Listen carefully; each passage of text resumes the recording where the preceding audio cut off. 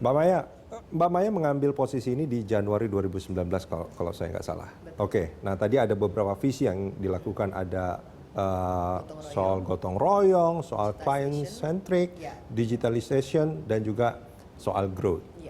Nah, dalam rentang waktu hingga saat ini, apakah semua visi itu sudah tercapai atau paling tidak sudah pada tracknya? Atau bagaimana? Atau masih ada yang masih menjadi PR mungkin? Iya, betul. Mungkin kalau satu-satu tadi digitization, saya mencanangkan sebenarnya digitization itu untuk growth yang cukup agresif. Tapi tidak hanya dari sisi income maupun ini, tapi adalah knowledge dari talent kita, dari karyawan kita. Jadi memang tahun lalu kita canangkan itu training 1.000 staff training digital programmatic, misalnya seperti itu. 1.000 semuanya artinya? Ya, hampir semua kita nggak kita akhirnya end up dengan 700-an lah kurang lebih yang kita berhasil training untuk digital dan Google, Facebook dan lain sebagainya ya. Tapi basically digital training itu kita adakan regularly. Jadi digitization itu nggak hanya tentang about the income itself, tapi tentang knowledge, lalu tools dan lain sebagainya. Dan itu investasi juga sebetulnya. Investasi juga, ya. Growth digital kita tahun lalu mencapai hampir 25% sih, which is mean rasio revenue kita di digital sendiri sudah di 35%. Jadi growth-nya cukup bagus.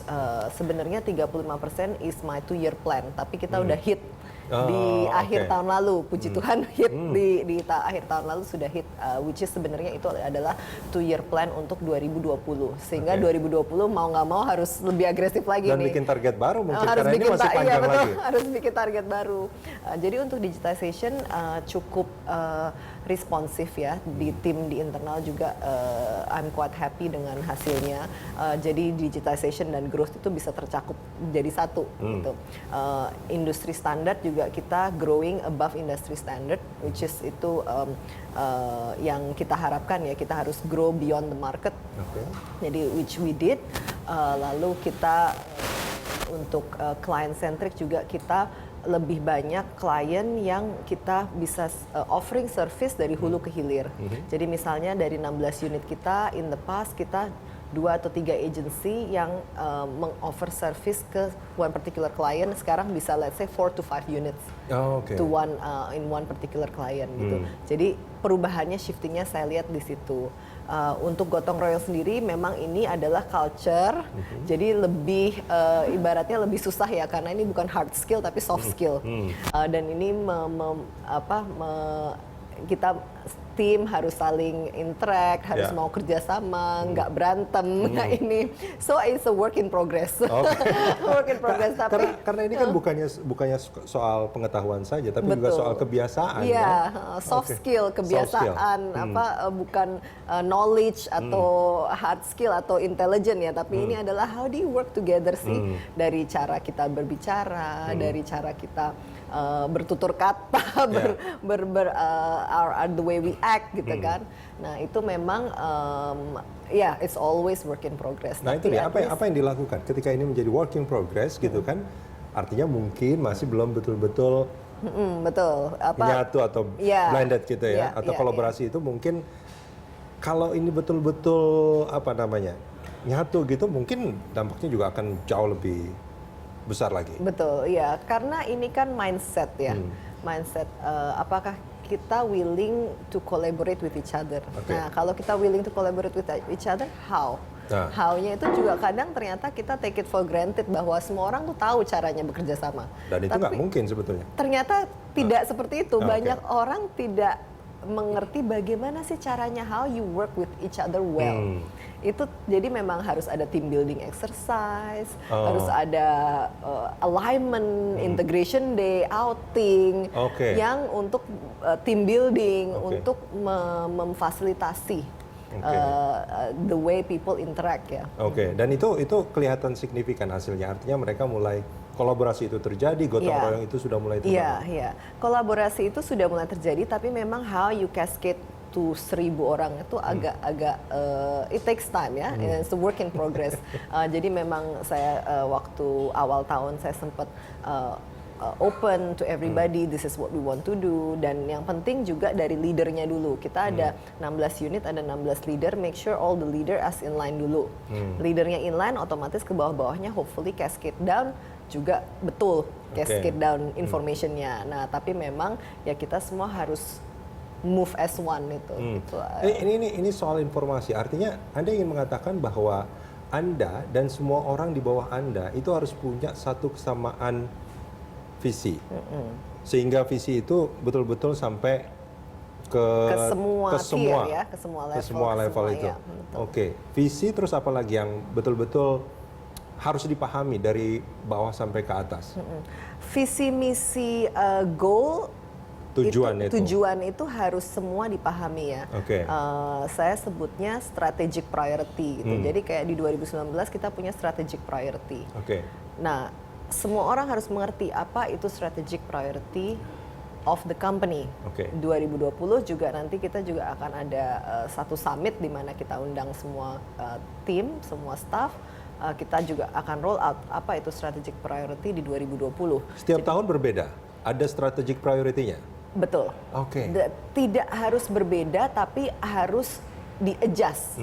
Jadi misalnya strategic priority tahun lalu adalah digitization, dan ternyata kita sudah berhasil hit certain number. Then next-nya apa? Masa digitization lagi kan? Ternyata sudah training dan lain sebagainya. Then what do we do about the digitization? Kira-kira gitu. Apalagi key learning yang kita hadapi di 2019. Key learning itu yang kita harus put forward di 2020. Gitu. Misalnya collaboration, ternyata kita jangan terlalu banyak hunting klien, tapi hunting klien di dalam kandang sendiri itu masih banyak opportunity, let's say.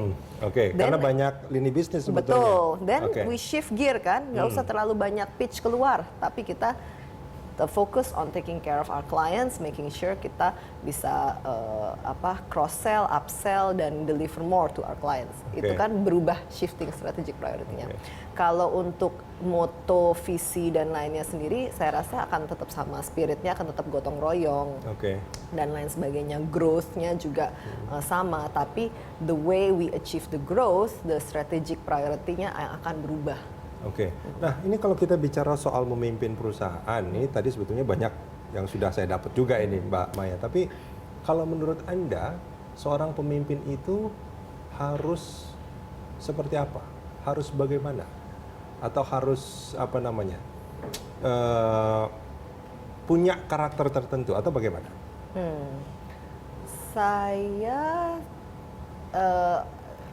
Saya rasa kalau pemimpin tuh berbeda-beda ya, the way we lead itu pasti punya style masing-masing yang berbeda-beda dan yang cocok untuk culture perusahaan tersebut. My style belum tentu cocok untuk perusahaan yang berbeda, atau other leader masuk ke sini belum tentu bisa masuk fit in culture and lead this company ya.